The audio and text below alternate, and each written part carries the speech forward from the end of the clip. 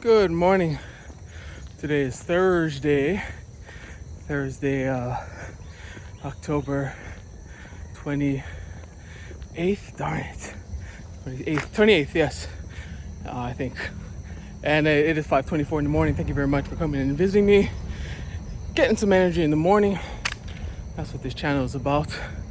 Getting your best motivation and getting your best foot forward, starting your day as you come along the ride with me as I try to make myself better, make myself grow, and learn things along the way. Thanks again for visiting me. Today talking about growing, actually. And I've been really looking into, getting a good start on this YouTube thing and coming to grips of how much work it's actually going to take to build a successful YouTube channel. And a lot of times we look at these big channels that are just, everybody knows them: Unbox Therapy, MKHB, Ali Abdaal. These people have millions and millions and millions of subscribers. And there's a point where when they talk about building a channel, they say they come to a point where they forget how much of the pain it took in the beginning, because it's been such a long time for these people, looking at 4 or 5 plus years, to get to the point where they are, that as they're at that point where making videos, 2 videos, 3 videos a week, good quality videos, it just becomes commonplace for them. And so they forget the struggles that it took in order to get to that point. But anyway, one tip of advice I got was to see what kind of channel I want to be. And when you're doing your market research, which means you're going around and you're looking at other YouTube channels, they say to look at channels that are just a little bit better than where you are.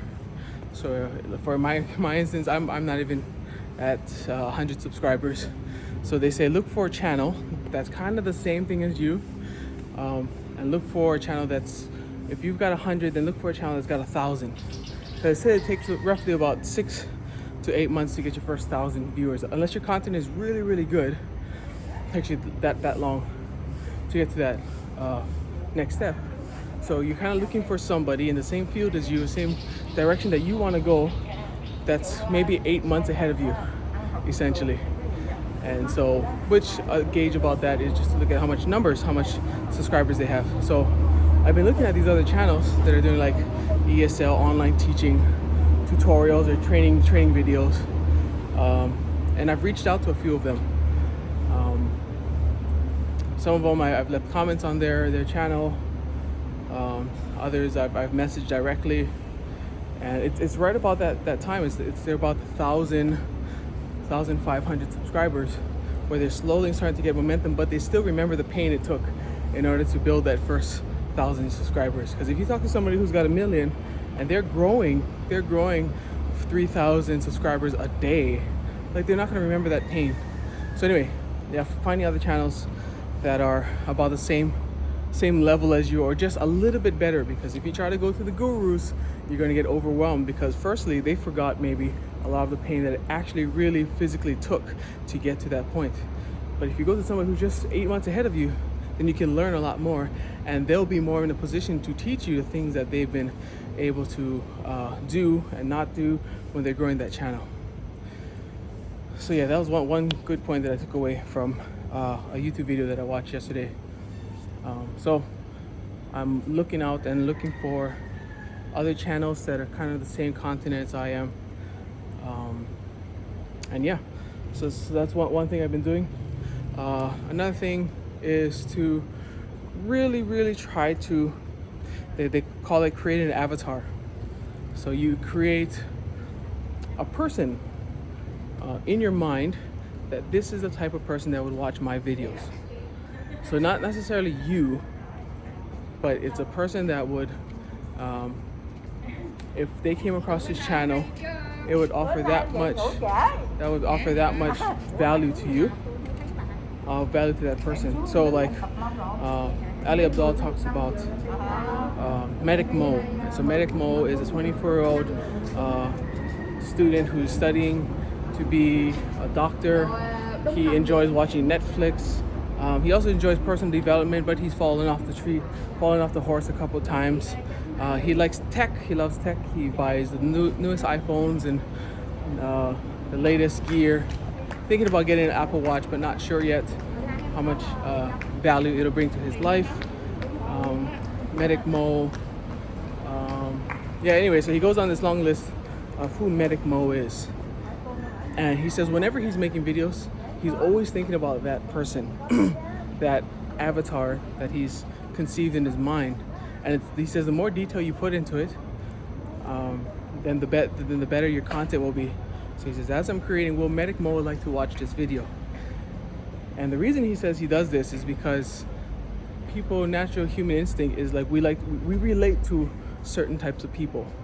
And so he knows that if he builds a video or builds a channel for Medic Mo, that other people are going to be just like Medic Mo.